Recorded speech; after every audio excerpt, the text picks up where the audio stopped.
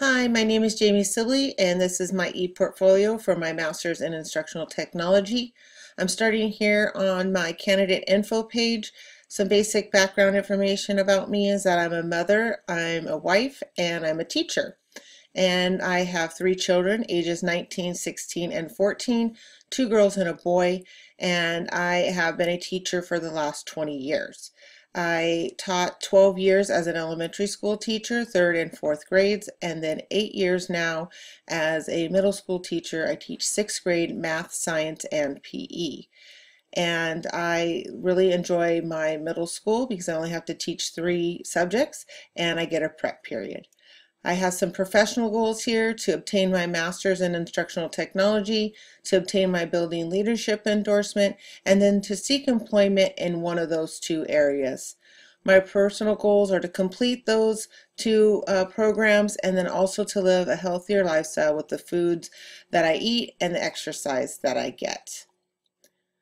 We're going to move on to my technology philosophy. And what I want to highlight in my technology philosophy is that I believe all all children can learn, and that every size is available to all, not a one size fits all. Because there's so many different types of learners in my classroom: gifted and talented learners, special education, ELL, all sorts of different learners that I have to accommodate and modify my instruction for. And then also the fact that my goal as a teacher is to be able to gather, arrange, create lessons, activities, projects that incorporates all those various learning styles. So I have to do that as well with my technology. Moving on, we are going to go to my professional development plan. My professional development plan all stems from the fact that I am the RTI coordinator at my school, which is the response to intervention coordinator. And so I planned my professional development all pretty much around learning the site and things that we use for our response to intervention, but also including other sites and applications to help those teachers. So the purpose of my professional development plan is to coach teachers in and model use of online and blended learning, digital content, and collaborative learning networks to support and extend student learning, as well as expand opportunities and choices for online professional development for teachers. And that's from ITSE, the coach section, standard 3C. And I wanted to use that. I felt that that incorporated and encompassed really what I was planning to do with my professional development plan, which is to help teachers learn about using technology and promoting that use, and then also supporting them with the student learning as well. As you can see here, I have various professional development days on getting them familiar, the teachers familiar, of learning different tools that will help them, focusing their learning and their professional development on being able to hopefully use those. So my ultimate goal for the teachers would be to use 3 to 5 sites to incorporate with their students throughout the school year. And then for me as the instructional coach, for me to go into their classroom, help them, troubleshoot with them, and then also help those students if they needed help as well. And then how we could, if we had a student that was particularly struggling with something, how we could fix that and work with that. Then let's go into my professional training videos. These go hand in hand as well of teaching my teachers how to, or coaching my teachers how to use different sites. The first one was with my peers in my math department. It's a video of me teaching them how to use a site called Super Teacher Tools. That has different things on it, but the main thing that I showed them was to use the random name generator, such as instead of using popsicle sticks, you would use this. The kids really enjoy that, seeing their name up on the screen. Also, my second video was Quizlet, which I use with my class, and this is a review type vocabulary site which the kids could put in their word and their definition, and the site puts it into a game format, a quiz format, or like a study format for them. So it hits a whole bunch of different learners in that aspect. I really like that site. And then how to use and incorporate Story Jumper. I use that with one peer in particular that teaches history. I felt like this is a great site for a history teacher. I mean, it could go cross-curricular, but this one for history because it's using a actual book that the kids could create to in social studies or in history, they could create their own story using Story Jumper, and that is an actual book that they can buy. So those were my three training videos. Then my presentations, I did these all in regards, as you can see here, to my professional development plan.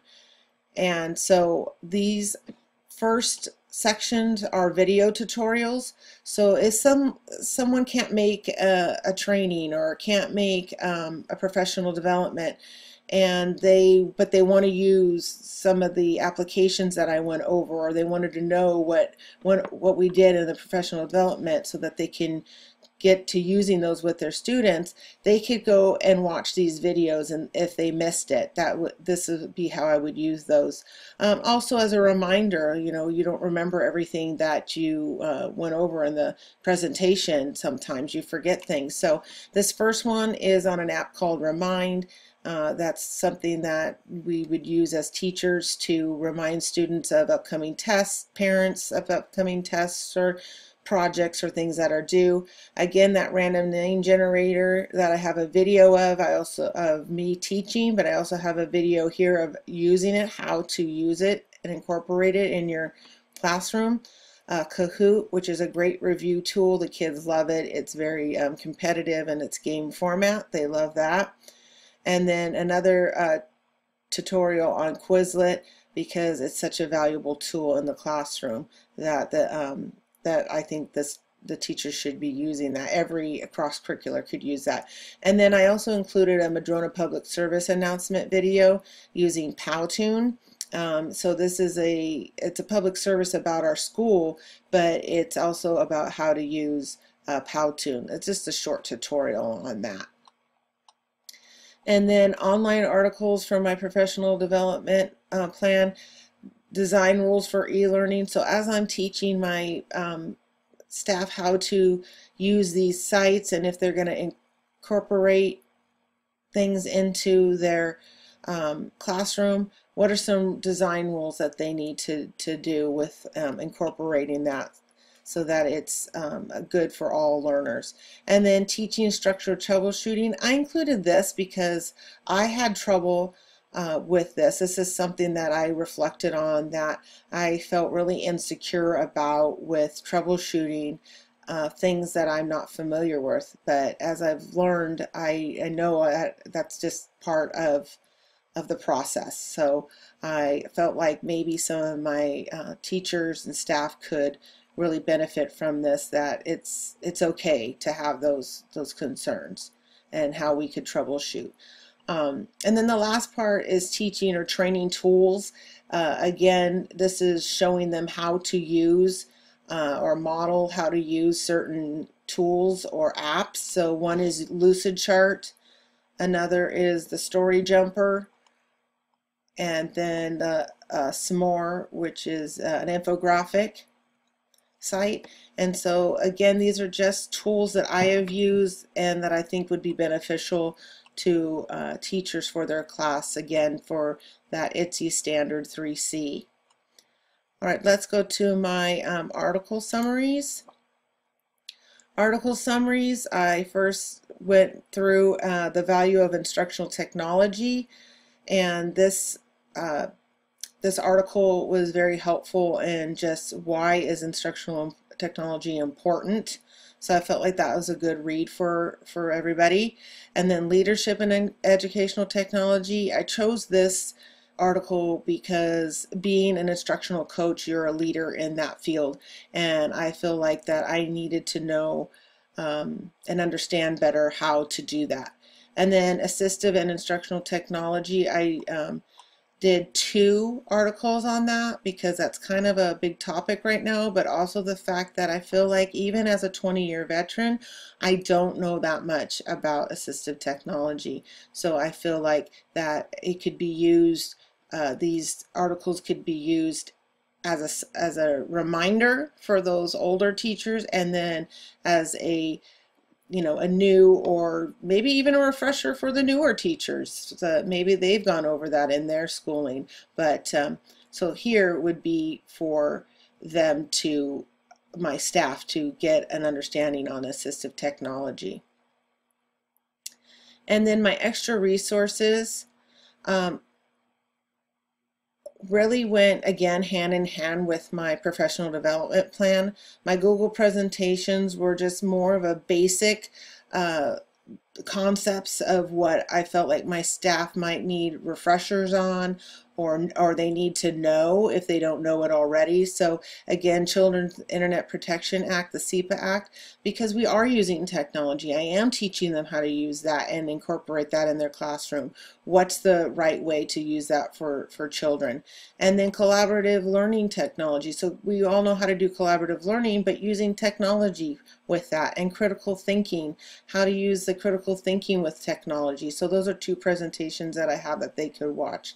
Again, hypermedia applications. So how does those hypermedia applications work? How do I incorporate those into my classroom? That's what those are about.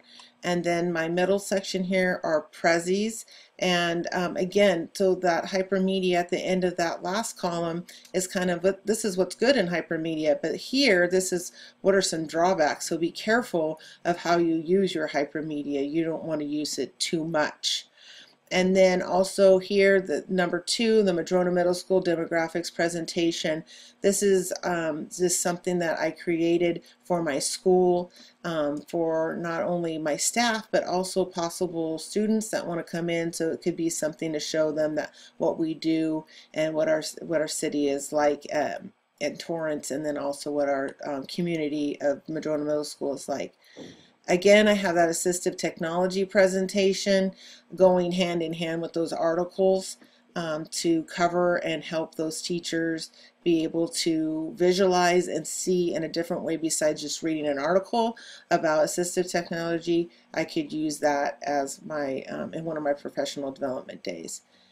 And then this last column, I really stuck to my professional development with my staff on the fact that I'm the RTI coordinator, and the site that we use. The site we use is a Moodle site or an LMS site, and I did some basic teaching how to use that site, and then a Google presentation on things that led us into starting this Tier 2 intervention during the school day, which we call Wildcat Workshop. So we did common formative assessment presentation, we did an essential standards presentation, and then how to unwrap a standard and write learning targets. So they all go together so that we can actually use this intervention during the school day. And then this third one, how teachers set up a class for Wildcat Workshop. So that's getting into our Moodle program and how do we use that, because I do troubleshoot that program and I do work with that program daily, and I'm in charge of that program to run it. So I am kind of being an instructional coach right now. Wildcat Workshop, a how-to document with screenshots again, so giving different learners different ways to see how to do things.